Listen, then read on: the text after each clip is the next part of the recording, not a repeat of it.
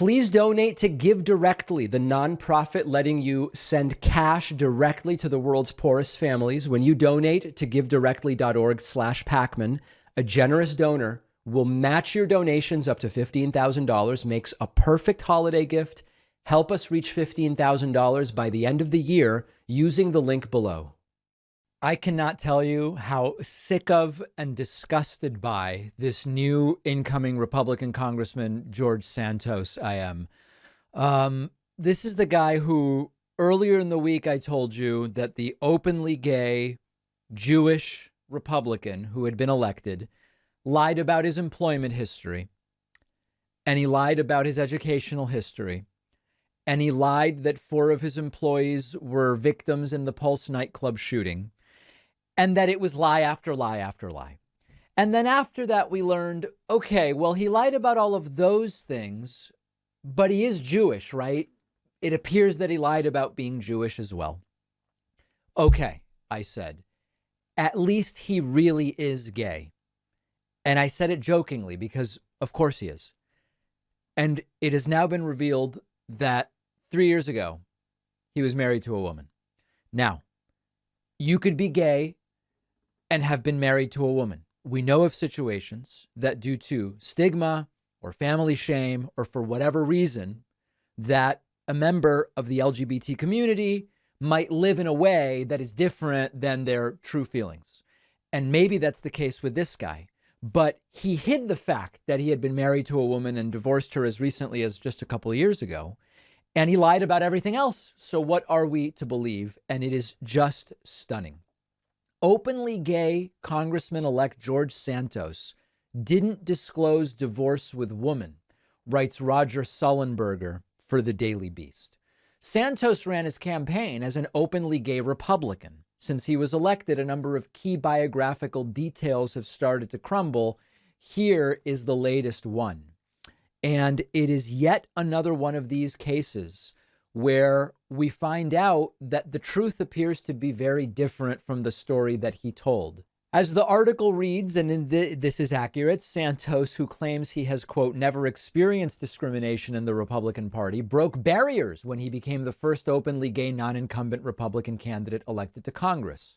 But according to court records obtained by the Daily Beast, Santos appeared to be the subject of a previously unacknowledged September 2019 divorce, almost 2020 rather, with a woman in Queens County, New York. The divorce, which Santos has not discussed publicly, adds new uncertainty to his already shaky biographical and political claims. I am openly gay, have never had an issue with my sexual identity in the past decade, and I can tell you and assure you I will always be an advocate for LGBTQ folks.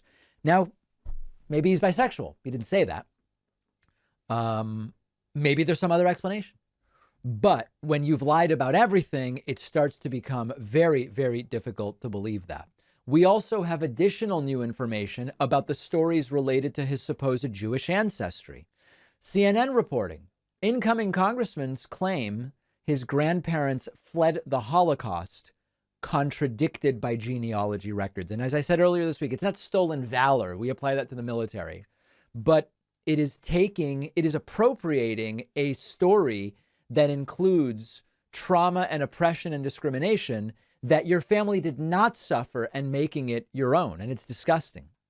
Steck and Kaczynski write for CNN, claims by George Santos that his grandparents, quote, survived the Holocaust as Ukrainian Jewish refugees from Belgium who changed their surname to survive are contradicted by sources reviewed by CNN's K-File, including family trees compiled by genealogy websites, records on Jewish refugees, and interviews with multiple genealogists. Santos, who has called himself half Jewish and a Latino Jew, folks, I'm actually a Latino Jew, okay, has claimed his maternal grandfather was originally from Ukraine and fled to Brazil to escape Nazism. Sounds like my family history to Argentina, except fake. In another telling, the New York Republican said his grandparents converted to Catholicism during the rise of Nazism in Belgium after fleeing Stalin. In another telling, he claimed his family changed their name to survive Nazism. Anyway, no proof of those claims. It all appears to be completely and totally made up. So there's a lot of important things here. I don't want to discount the possibility that for whatever reason, it happens that gay people marry, they get in a heterosexual marriage, and there's all sorts of different reasons.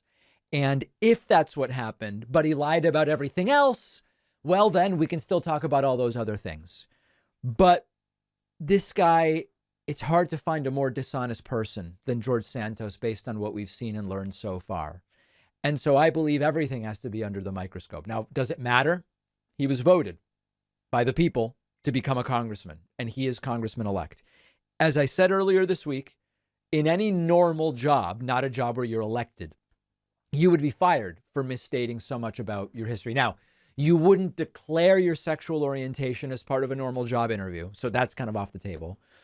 I don't know that if you tell your employer you're Jewish and you're not, I don't know about that having consequences, but your resume, where you worked, where you got your degree, these are things where if it turned out you falsified it, you would be fired essentially in just about every job.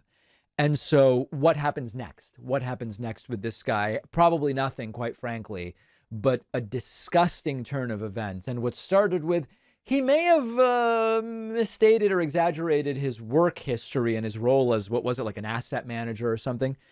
It seems his entire background is completely and totally fake. I'm going to now take another step back. It does seem this guy is from the species Homo sapiens. That appears to be true. He claims to be human. He presents as human. I believe he is actually human. Maybe that's the next thing that will be proven wrong. Donald Trump is demanding reinstatement and suggesting the government be overthrown. This is what happens when you try to lead an insurrection. It fails and you suffer no real consequences. What do you expect to see happen? Newsweek reports Donald Trump demands reinstatement, suggests overthrowing government. This all happened, of course, on Donald Trump's platform, Truth Social, which I know you're familiar with. I won't even bother playing the clip. In the midst of a crucial week for the former president over his role in January 6th Capitol attack and his tax returns, Trump doubled down on his big lie, the debunked conspiracy that the 2020 presidential election was stolen. Trump posting to Truth Social, quote, "The FBI and Twitter colluded to elect Joe Biden." Now that's a lie. Jesse Waters, quoting Jesse Waters. In other words, the 2020 presidential election was rigged. It was not. And stolen. It was not. Trump says it all began a long time ago. They spied on my campaign. They did not. I will remind you, the claim about spying on my campaign is the following. During the 2016 presidential campaign, Trump and people around him were in touch with so many targets of law enforcement investigations who were under surveillance that when the Trump people would get on the phone with the targets of law enforcement, they would be surveilled incidentally because they were in touch with so many suspicious people. Trump's campaign was not being spied on. Trump's campaign was so sketchy and it was in touch with so many believed to be criminals that they were incidentally surveilled. Okay, let's go back to the truth here. Spied on my campaign, not true, and tried to rig the 2016 election, but failed. That is a lie. Remember, our government is doing this, not a person or party. What should be done about such a terrible thing? Or should we let someone who was elected by cheating and fraud stay in office and continue to destroy our country? Understand what he's saying there. He's saying, based on his misunderstanding and lies about what happened, Joe Biden shouldn't be allowed to stay in office. Now, there is no constitutional or legal basis for that. So all that is left is exactly the type of violent government overthrow and coup that Donald Trump attempted to pull off in 2020, but thankfully failed. And one of the things that I hope we have learned at this point is that the argument over he's deluded or he believes it, he's joking or he's positioning and it's a grift and it's financial or whatever, it doesn't matter in the end what we believe about the individual that is making the claims. What matters is what do their followers ultimately believe. And what we learned in January of 2021 is that the followers believed it enough that hundreds of them, nearly 1,000, maybe the real number is over 1,000 and we just don't have the full number yet, 700 or so, committed specific crimes allegedly committed specific crimes for which they're being charged, and many have already been adjudicated. And thousands more were willing to add themselves to a mob that was filled with hundreds of specific lawbreakers. So whether Trump believed it or he didn't, or he wanted to instigate, or he wanted to use it as a tool to raise money, it really doesn't matter. It's sort of like yesterday we talked about, Sean Hannity under oath said he didn't believe any of Trump's claims. Fine, he didn't believe him. So it's actually almost worse. Knowingly, he repeated incorrect statements that fed the machine that ultimately led to the January 6th riots. And I go back to what I said at the beginning. If you're never held accountable, if you don't suffer any consequences, why on earth would you change your behavior? So Trump is back talking again about the removal of Biden, the overthrow of the government, and the reinstatement of himself. Now, it's not going to happen. The way he could get himself reinstated is by winning in November of 2024. And let's hope that does not happen. But unless there are real consequences for these people, and maybe we will soon know whether there will be for Trump, why would they ever stop doing the same stuff over and over again? They wouldn't. And so we're fomenting this very thing happening again via that lack of consequences. Scary and disgusting stuff. Over this holiday season, please remember how many families around the world are living in extreme poverty. Our partner, Give Directly, is the nonprofit letting you send cash directly to the world's poorest households. Help the David Pakman Show reach our goal of $15,000 by the end of the year at givedirectly.org/Pakman. A generous Give Directly donor will match all donations up to $15,000 to help us hit that goal, so your donation can have double the impact. Giving in someone's name is a great last-minute holiday gift. When organizations give cash to families like this, about 90 cents on the dollar get to the recipient, versus sometimes as little as 50 cents on the dollar in terms of relative impact with many other programs. That's why I reached out to Give Directly about doing this with us. Give Directly is how you know every dollar you donate is going to good use. Giving even a few dollars can have a massive impact for someone living on $1 or $2 a day. Help us reach $15,000 by December 31, and your donation will be doubled. Go to givedirectly.org/Pakman. The link is down below. The David Pakman Show is an audience-supported program. We have the membership program. You can sign up at joinpakman.com. We do an extra show every day for our members called The Bonus Show. We also provide a commercial-free audio and video stream of the show every single day to our members. You can get the show hours before everybody else. When you sign up at joinpakman.com and with no commercials, very, very exciting. We also invite our members to members-only town halls where you can talk to me, but only you. Sign up at joinpakman.com. You can use the coupon code 24StartsNow if you would like. Let's hear from some people in the audience. We take calls via Discord at davidpakman.com/Discord. Make sure that you set your nickname in the waiting lobby to your name and where you're calling from. Those are the rules. Nicknames, etc., are not welcome. Let's go first to Tyrone from Ohio. Tyrone, welcome. What's on your mind today? Tyrone, welcome. What is on your mind today, my friend? You got to set your audio device to the appropriate one. And Tyrone, last chance. What is going on, my friend? What's on your mind today? Hello, can you hear me? Yes, now I can hear you, Tyrone. What's going on? Okay, so like things in Ohio, they're getting real bad in here. And I'm wondering, like, if Santos wins, what do you think is next? What is the game plan? If DeSantis becomes president of the United States, you're saying? Yes. Well, that we're skipping ahead. I mean, first he's got to become the nominee. Your Mhm. question depends on what exactly is happening in January of 2025 when a hypothetical DeSantis presidency would start. Like, what's on your mind? What specifically is getting bad in Ohio that you're worried about? Oh, I mean, just the name itself, it's already kind of bad, but just like it seems like dystopian future would be most ideal if DeSantis became president. I'm just wondering, like, what's the direction of the country if he doesn't? I Well, guess. it's going to continue in this sort of like modern, I think what we're calling it is reactionary populist direction. And it's not going to be about Mm. policy. It's not going to be about helping people. It's not going to be about improving the country. It's going to be about culture war issues and reactionary populism and some authoritarianism sprinkled in. And unfortunately, DeSantis is arguably more dangerous than Trump because he's less incompetent. But let's first deal with the primaries, I would say, just to not get ahead of ourselves. And we've got local elections coming up in 2023. So there's still a lot of work to do before we get to that. Let's let Republicans have their primary first. Then we'll worry about DeSantis. Tyrone. All right. Tyrone, thank you very much for the call. An important question. Let's go. Oh, I don't know. Let's go to our friend Eduardo from Brazil.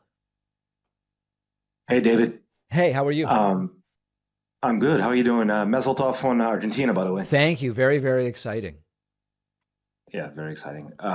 So I have one question for you. Sure. We're about to go to transfer power here in Brazil to the president on the 1st, Yes.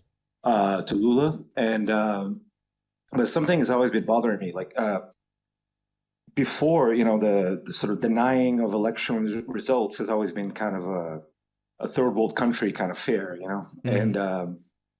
And then Trump kind of pulled that into his playbook for with the big lie and everything.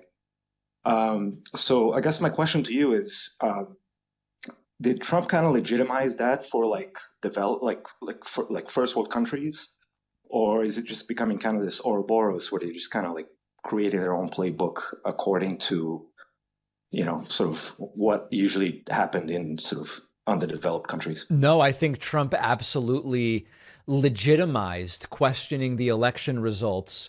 Whereas you're right. I mean, to say that it was the sort of bailiwick of third world countries, maybe it's sort of like more accurate to say, or maybe more precise, that questioning election results really just makes your country look bad more than anything else. But Agreed. Trump figured out a way to do it where, at least among his followers, because he kind of couched it as well, it was Democrats running elections. And when it was Republicans running elections, it was the Democrats doing the voter fraud or it was Democratic judges. But when it was Trump appointed judges, then it was like the county commissioner, it was just like a special pleading no matter what. He figured out a way to do it where his followers can say with a straight face, we believe it was rigged, without realizing what that would suggest about the United States. And I do think that it's Yeah. being copied in other countries, as you're pointing out. Yeah, it's kind of concerning because the fact that it's I mean I hate to say it, but it's kind of successful in some way, shape, or form Yeah. by you saying that like a lot of people, due to the cult of personality or like the man can do no wrong. Yep. So if he says something, it's gospel. Now, in And Brazil, are the Bolsonaro supporters saying it was stolen from him? He really won? well, technically he conceded, but his followers haven't. Like I mean, I've been in Brazil for about 2 weeks now. Yeah. And yeah, it's there's a very sort of uneasy feeling for January 1st because there are still picket lines. They still come out, with the shirt. Like it's almost confusing because every time you see like a car with the Brazilian flag sticking out, you that automatically goes that's like a Bolsonaro follower. Yeah. But it's confusing with the World Cup because you don't know if it's a World Cup kind of like flag. But once Oh, Brazil right. left the World Cup, yeah. So there is a little feeling of unease here, seeing what happens because a lot of people haven't accepted it, even though he has conceded. Understand. Yeah, I mean, listen, I don't know about in other countries, but I think in the US, Republicans saying if they lost that it was rigged is going to be with us for at least another election cycle. No, it's the new normal, which is worrisome for Yeah. me because become kind of part of the playbook. And yeah, I just wanted to run it by you because it's like the legitimization of denying an election result, and unfortunately kind of fairly successfully done by Trump, is scary because it's just kind of like, again, crosses that Rubicon that I don't think it will be hard to come back from. It's extremely scary. You're absolutely right. Eduardo, thank you for the call. Thank you, David. Take care. All right. There goes Eduardo from Brazil. Let's go next to Brian from Ireland. Brian, welcome to the program. What's on your mind today? Hey, David. How are you? Okay. Yeah, I'm doing well. Yeah, I'm doing well too. Thanks very much. Good. Just a couple of small questions today. When Trump teased that announcement and it turned out to just be those trading cards, I don't know, I was a bit, the whole thing has been ridiculous for the last number of years, but yes, I didn't think it would go to this stage. So that was a new low in your mind, the digital trading cards. I just, I don't know, in any of my wildest dreams, I didn't think that's what the announcement was going to be. Really. I didn't either, yeah. But just one, like, what do you think here? What do you think could be the next bottom of the barrel that we find? Like, what could be the next, just wildest possible imagination thing in the world of Trump? What? Honestly, I don't know. Is it Trump? Is it Trump doing some kind of celebrity boxing match? I honestly, I have no clue. I have no idea, because every time there's a new low and we say it can't possibly get any worse than this, then there's another new low. Is it Trump doing infomercials for some kind of rotisserie cooking device like Ron Popeil's, whatever it was called? I genuinely don't know, Brian. You could tell me anything and I would say it's possible that will be the next thing. Yeah, it's increasingly funny to imagine, if he'd gone into a coma back in, I don't know, 2014 or whatever, if someone was waking up now, just, well, where do I start explaining? It would be completely unbelievable. No, you're absolutely right. And part of that, I think, is there's an important lesson in there, which is even all of us in 2017, in January 2017, when Trump was inaugurated, I think if we had been told, here's what it will be like in 2022, most of us would not have believed it. Yeah, 100%. And now it is what it is, In Ireland, are people just making fun of Trump? Like, is he a laughingstock? Certainly he was for a long time. I think, since he left office and I guess left Twitter, etc., he's been talked about a bit less. But I follow US politics closer than most people, so I'm still interested. But yeah, I think like most of my family wouldn't know much these days about what he's up to. Interesting. It's probably for the best, to be honest.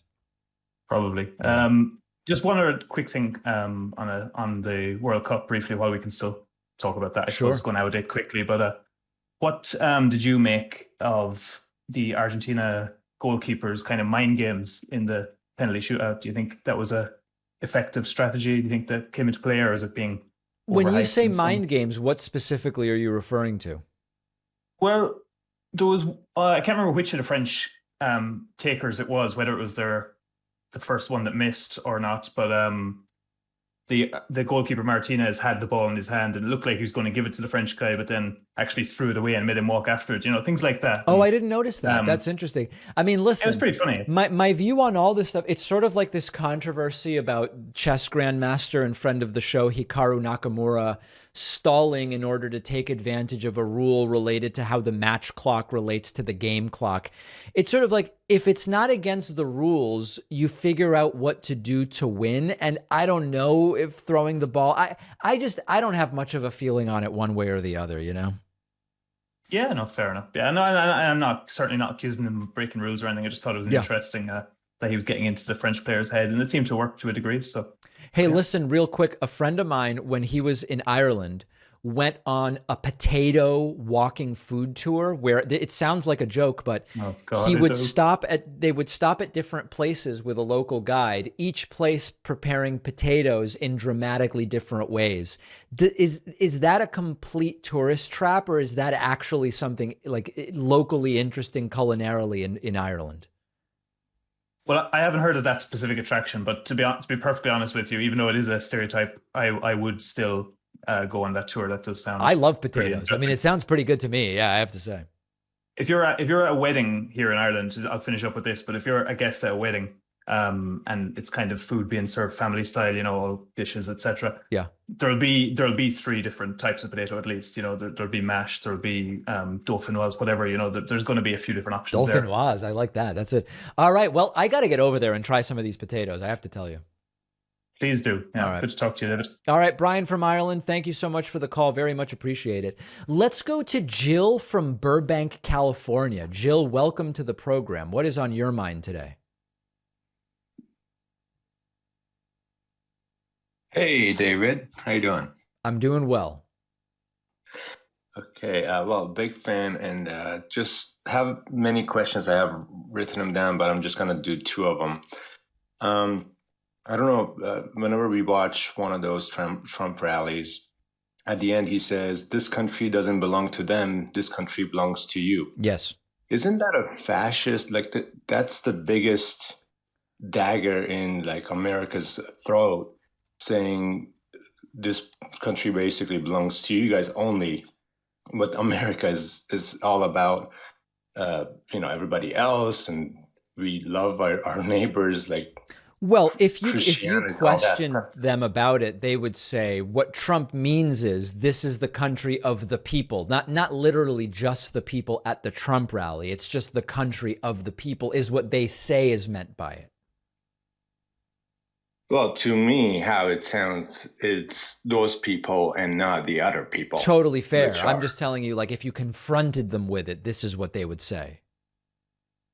I mean, they say a lot of things that are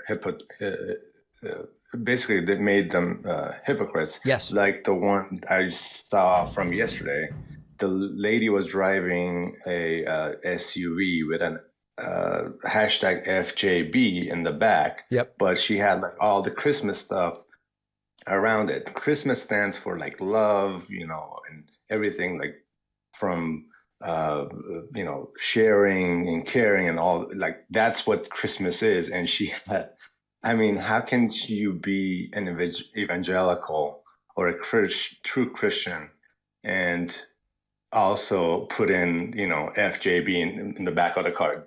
That really blew my mind. I'm with you. The hypocrisy is quite stunning, but it is prevalent, and it's like its own virus in the United States. Right. Can I do one more question? This is going to be actually a question. All right. Those were just statements.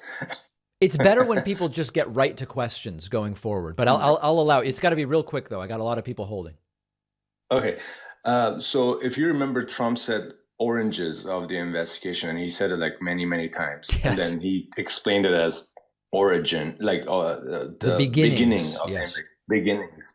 So that was from many examples. The other one was during the rally. He said, "Oh, Mark Zuckerberg last week came to the White House, and he was out of office." Yeah, it was years after he left the Oval Office. Yeah, right. So, is he done in your head? Is he done from a mental standpoint?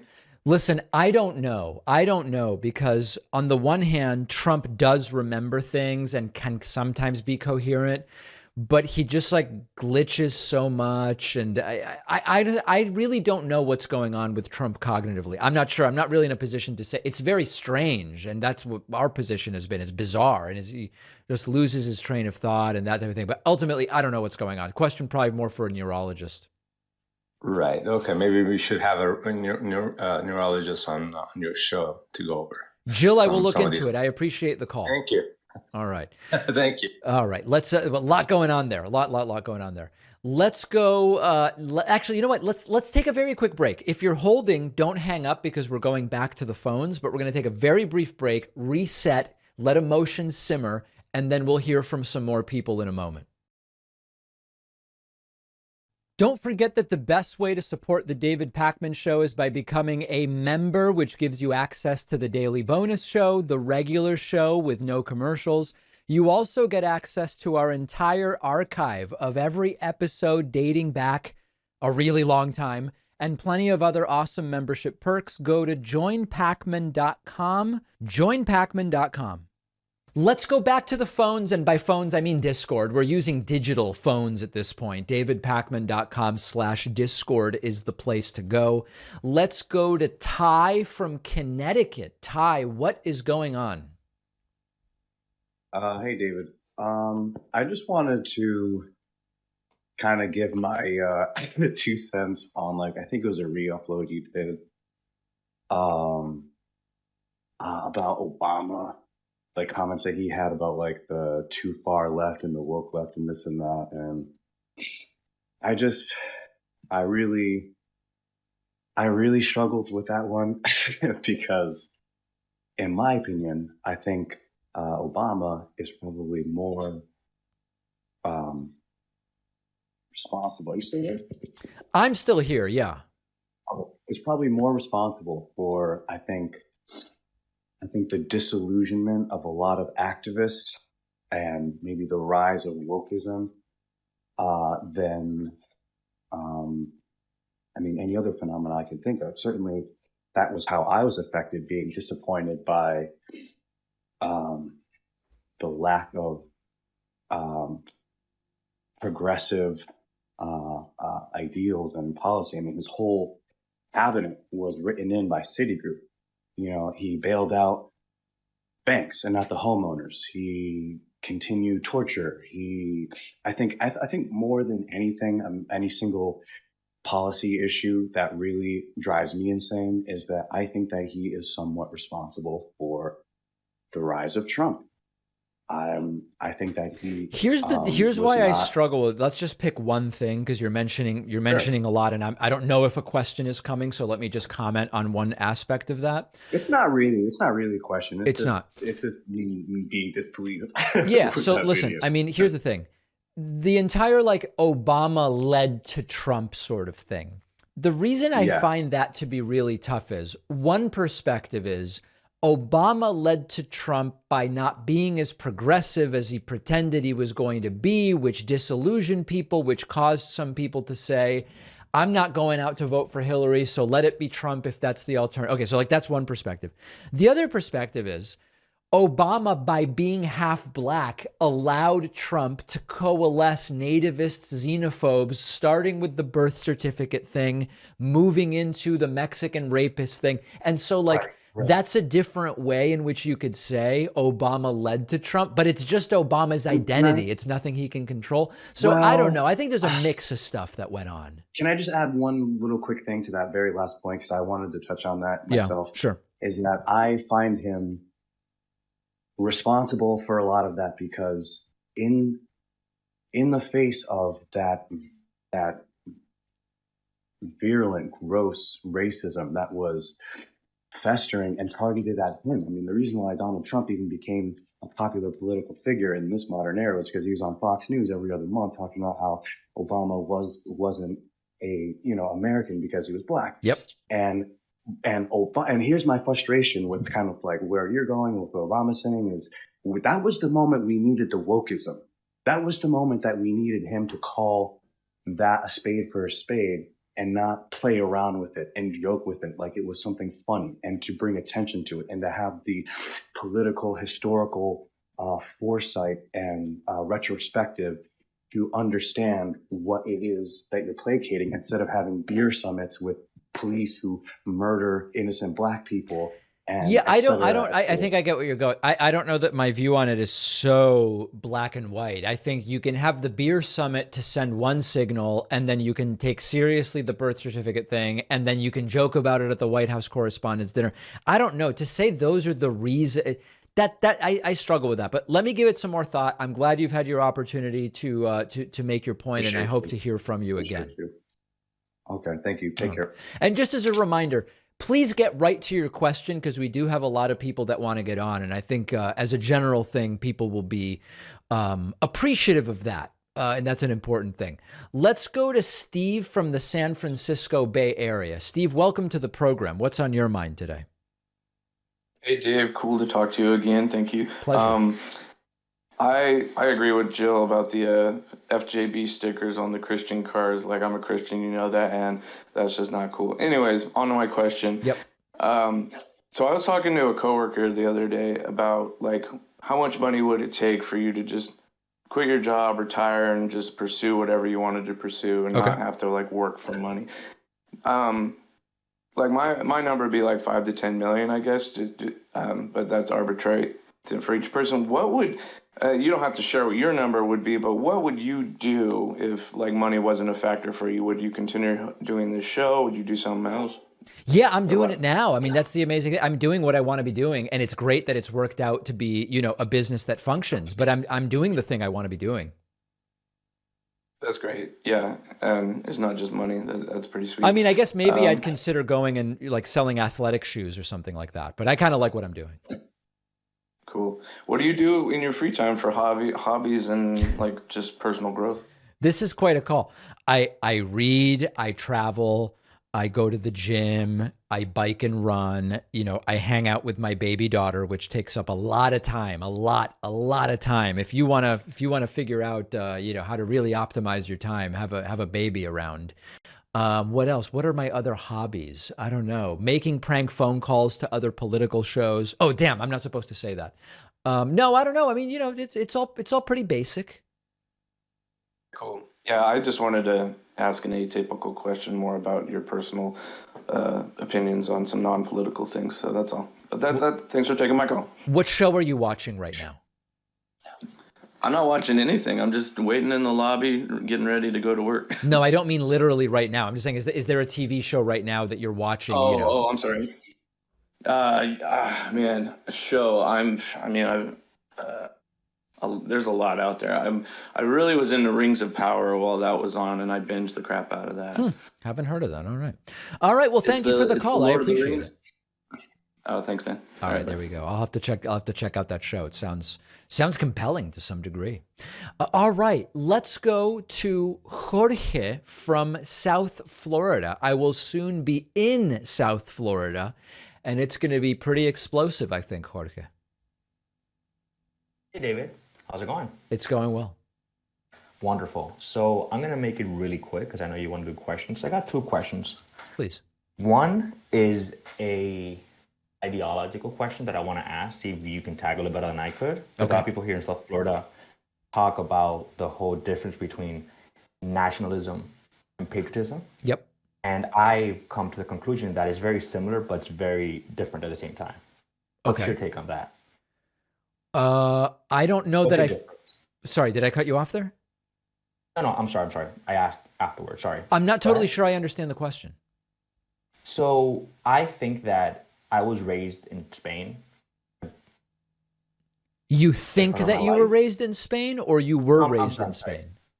Sorry, I was raised in Spain. Okay. Apologies. I think in my idea that the difference would be nationalism being something that the government tells you gotta love the country, opposed to patriotism being you love the country because you love where you live. Does that make sense? Yeah, we did like a patriotism versus nationalism thing. You know, here's the thing. I have 2 thoughts on this.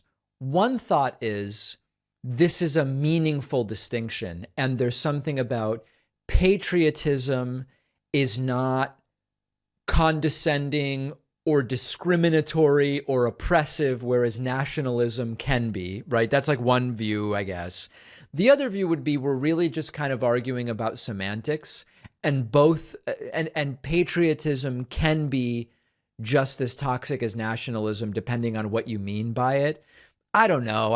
I'm not really sure, to be totally honest. I do think, for example, in Argentina, one of the things a lot of Argentinians will mention to me when they come to the U.S. is there's just so many American flags out like all the time. And it's weird for two reasons. It's weird on the one hand, because it does feel more nationalistic than patriotic, but also it also loses meaning when the flags are out all the time. Where like in Argentina, people don't just tend to display flags all the time, but like there's a flag day and people display flags that day.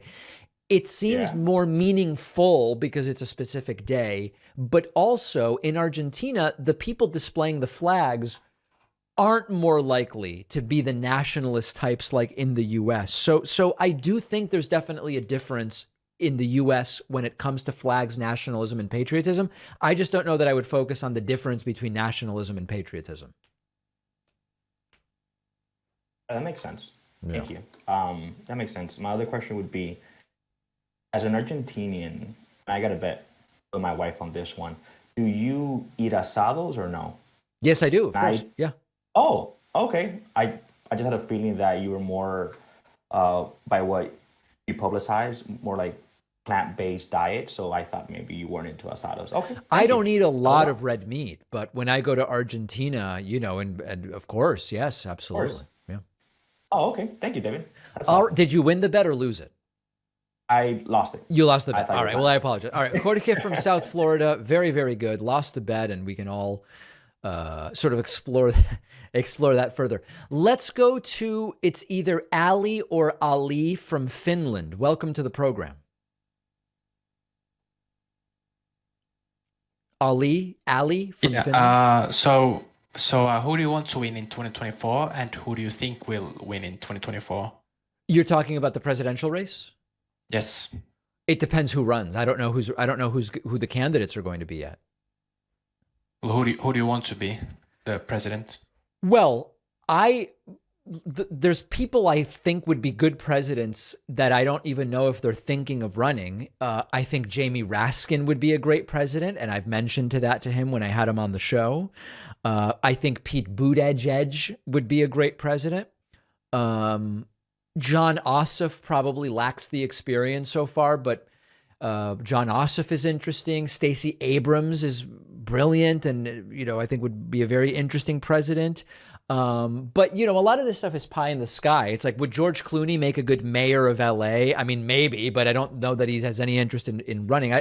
It's hard because I'm maybe too pragmatic where let's see who runs. You know, honestly, I think Gavin Newsom would be a good president. He's not the most progressive, but he's striking the right tone when it comes to dealing with Republicans. I think there's lots of interesting people. I just don't know if any of them are going to run. Right. Okay, so the second question, what do you think are the greatest priority goals for the country, and how would you prioritize achieving those? Well, I need 10 hours really, but zooming out, I think the most important issues for the country to deal with that will trickle down and affect other issues include campaign finance and how politics is financed, how elections are run, where I would like to get off of the electoral college system and I would like to get off of first past the post. And we've talked about, do you do that via the national popular vote interstate compact? I mean, each of these topics is hours of discussion. I think dealing with climate change, because if you're in a climate crisis, you can't be an activist for any issue. And then probably number 4, getting healthcare to everyone, because if you're sick and can't get care, you're also limited in your ability to be an activist, to work, to earn a living, et cetera. So I would say those are the 4 top issues. Right. So do you think like it's better to campaign for the president or Congress or overall, or what's the best way? You're saying as a candidate or as a voter? As a voter, yes. Oh, I think you can do all of the above. I mean, listen, you can phone bank for multiple candidates. You can donate to multiple candidates. I think that it's not about more or less important. It's your congressperson and your senator deal with different things than your mayor and city councilor and the president. So I mean, in an ideal world, people would be involved in all of them, and not all of those elections are at the same time either. Right. Okay. That was all my questions. All right. Ali from Finland. How is Finland these days? Snowy. It's a okay. fun country, do you live where do you live? Helsinki? No, Tampere. Oh, well, and I used to live in Helsinki, but I'm what's that studying like? in Is it a large Tampere. city, town? It's the third largest, I think, based on Oh, population. what's the Yeah. population? You're putting me on the spot. I think 300,000. Oh, okay. Very interesting. And is it a place where when does the sun set at this time of year? Oh, it's like 4 o'clock. Oh, all right. Well, that's not Yeah. that crazy. Goes up at like 10 and goes down at like 4, so 6 hours maybe. Oh, the sun doesn't come up until 10? Yeah. Oh, is that rough? Yeah. It Yeah, is. it Oh, is. interesting. Wow. Yeah, I don't know that I would deal well with that. Well, listen, I really appreciate the call. It's been great hearing from you. Sure, you too. All right, there we go. Folks, we heard from all over the world. We went to Ireland. We went to Finland. Where else did we go? We went everywhere. That's it for calls today. I will take calls again and hope to speak to you soon. We'll take a quick break and be right back. If you value what we do at The David Pakman Show, remember to support us on Patreon. Go to patreon.com/David Pakman Show, where you can get access to behind the scenes videos, the daily bonus show, the commercial-free daily show, as well as special discounts on merch, including hats, hoodies, mugs, and t-shirts. You can support the show for as little as $2 a month. Check it out at patreon.com/David Pakman Show. Let's get to the mailbag for the week. You can email info@davidpakman.com if you have something to say. Hopefully, it doesn't have to be positive, but maybe at least thought-provoking in some way, or interesting, or I don't know, something. Dottie wrote into me, and this one came in via Facebook. And Dottie said, "You're an idiot." First word is already wrong, as you know, almost a requirement in these emails that you use the wrong "you're." You're an idiot. You don't talk about our president that way. President Trump is our president, and he said exactly what he should have said. Those people that are in jail are not criminals. They're innocent people that were put there just to show face in the Democratic Party. So don't talk about President Trump. He's exactly right, and he's not confused about anything. You're the one that's confused. Examine your own mind, open up your mind, and realize what you're saying. He's a smart ass and the best president we've ever had. One sentence, I guess. No punctuation, complete cult commitment to Donald Trump and MAGA Trumpism. This is someone who will vote Trump in 2024. So if we're thinking about what is the math, what is the constituency that takes Trump down, it probably doesn't include Dottie, and that's okay.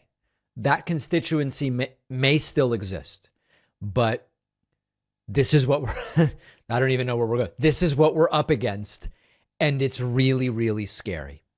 Michael wrote in with a slightly more grammatically correct, but still factually vapid statement called leftist hypocrisy. Michael wrote, the January 6, quote, rioters did not break the law. They were allowed in, even invited by Capitol Police as seen on video. They are innocent, but you don't care because you're a demo rat, wrong you're, suffering TDS and happy to jail political opponents. Not me. You must have my politics mixed up with someone else's. You never called for Antifa arrested, even though they did millions in damage, way more than the protesters. On January 6, also people died in the Antifa riots. The only death at the Capitol was Ashley Babbitt, killed by rogue cop, yet you don't want him jailed, just walk free like nothing. You are a hypocrite, and it's clear to anyone who isn't a demo rat. So this is crazy. But a few important points, I think, to mention. I have never said if someone committed a crime, don't prosecute them. I have never said that. I have always said if there were crimes committed during an Antifa demonstration or a Black Lives Matter demonstration, no matter who did it, whether it was a member of Antifa to the extent that there's membership, if it was a part of whoever, if there is evidence that a crime was committed, charge the person. I don't care about the affiliation. I also know that the 700 defendants from the Trump riots are obviously not innocent. And in fact, courts and juries have adjudicated them guilty in already dozens, if not hundreds. I don't know where we are in the process of all those cases. I am not happy to jail political opponents. In fact, I'm against it. I don't believe in jailing people because we have different politics. I do believe that if you want to make an argument that pretrial detention in this country is a problem, by the way, it's an argument I've been making for a decade, you are the one who has to be consistent, because all of these right-wingers only now care about pretrial detention for defendants. They never cared about it before. They never cared about it when it was people with whom they disagreed politically. So they are the hypocrites, not me. Better marketing. Spencer wrote in about the left and better marketing and says, David, do you think the left needs to market and message their policies better? Medicare for all doesn't seem to be driving people to the polls. Remember, more people supported gay marriage once it was called marriage equality, and more people supported gun control once it was called ending gun violence. Medicare for all seems like a government program, like a welfare giveaway. Maybe call it guaranteed health care or something similar. Beth Spencer. So there's two questions here. The first is about the best name for a healthcare system where everybody has coverage. I quite frankly don't care what you call it. I'm totally open to the idea that Medicare for all may not be the best term. I don't know about guaranteed healthcare, who's guaranteeing it. I don't know. But just focus group it. Let's figure out what the right term is. Does the left need to better market and frame? 1,000%. And I've talked about this so many times before. The left loses so much on framing. We've talked about pro-life. We've talked about tax relief. We've talked about, medical freedom, but used in a completely dishonest way. There are so many examples. The left does need help on that. It seems like a worthwhile thing to put some money into, quite frankly. Fritz wrote in, and Fritz is happy because there's finally a progressive voice on the radio. Fritz writes, hello, Mr. Packman and crew. I grew up and still live in rural Indiana. I currently live in Goshen, Indiana, which is a micro city. I've been to Goshen. Radio is still a major part of rural life in Indiana. It's free and people spend a lot of time in their vehicles. Yes, we have public radio and it's okay, but there's so little testosterone on the public stations in comparison to the bombastic crap on the right that leftists are just saying, really, arguments seem weak or unenthusiastic. Please note, I am not saying you are some sort of super macho man for progressive values. Listen, Fritz, I don't think anyone thinks you're saying I'm some kind of macho man. I don't know that that's necessarily a correction that was necessary. But at least you're willing to be argumentative. And quite frankly, it works in this area. You're willing to engage with them and where they are on the radio in rural Indiana. It will make a difference, or at least it will stir the pot a bit. Thanks again, Fritz. Fritz, thank you. We do the radio show. Some people may or may not know this. We don't make any money from the syndicated radio show. And I'm not saying this like, oh, I have tears in my eyes, even though I'm a big, strong guy. I'm just saying we've decided, even though we don't monetize radio, like our income comes from the online, podcast, YouTube, etc. We produce the radio show at our expense. It's a loss, okay? It's like a Trump business. It's a loss. Because we think it's worth being on in a lot of these rural places where there are very few options for non-right-wing or religious radio. So we're doing it, and we're going to continue to do it. Irv wrote in. Irv says, David, it always amazes me when right-wingers call you a communist insultingly, yet are devotees of Tucker Carlson and the Fox News cabal who idolize the most communist country and its leader, Putin. In fact, so much so that they are featured in virtually all of Putin's propaganda campaigns. Aren't they the communists? They will never accept this analysis. Ever, ever, ever. They will say, it's not about defending communism. It's about the left has a vendetta against Russia for no reason or what. they will squirrel their ways out of it. But it is interesting that many of the people that Trump was most impressed by are from countries that don't exactly have market economies. Russia, North Korea, we've seen it all. Good luck convincing them. Sam wrote in about the death penalty and says, David, I have to disagree with your views regarding the death penalty. It is definitely true that many people have been convicted incorrectly. Where the evidence is circumstantial, no death penalty is warranted. But when you have mass murder, I assume they mean mass murderers, like John Gacy, Jeffrey Dahmer, and mass school shooters like Nicholas Cruz, where there is no contradictory evidence, there should be executions. These people serve no function and are of no value to society. To the dismay of the victims' families, Nicholas Cruz was just recently sentenced for life. Perhaps if your daughter had been one of his victims, you would have a different point of view. This is so important. Sam is not wrong. If my daughter had been a victim of one of these school shootings, I might have a different point of view, but that would be out of a desire for revenge. And we shouldn't have a justice system based on revenge. So Sam is actually making my point, which is that is not a good justification for the death penalty. The fact that if I was in this situation, I might want revenge by saying, kill them. It wouldn't make it any more right. It would just mean I want revenge. So super interesting. And I think Sam not making the strong point that Sam thinks he or she is making. Rod wrote in about Trump sweating and says, I believe that Trump is sweating because he may be diagnosed with ADHD, which is treated with Ritalin, and sweating is a possible side effect. This fits his profile. Well, if it is true that Trump is medicated for ADHD, that medication was not revealed in the medical release about the medications that Donald Trump takes. Now, would it be a big shock if Trump had hidden elements of his health record? No, it wouldn't, because he put something out claiming he's 6'3" and weighs 239 pounds. And we all know that that's not true. But as far as the record is concerned, Trump is not on Ritalin and not being treated for ADHD. Write in info@davidpakman.com if you have something to say. Questions are welcome. Comments are welcome. Demands for corrections when they are accurate are welcome as well. We will see you on today's bonus show. We're off Monday in observance of the Christmas holiday. And we will be back on Tuesday. We'll see everybody then or on the bonus show momentarily.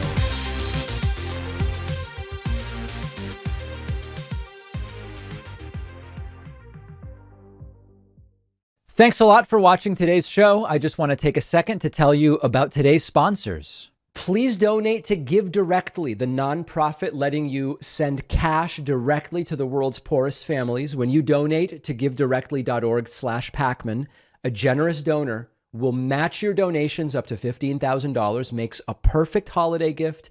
Help us reach $15,000 by the end of the year using the link below.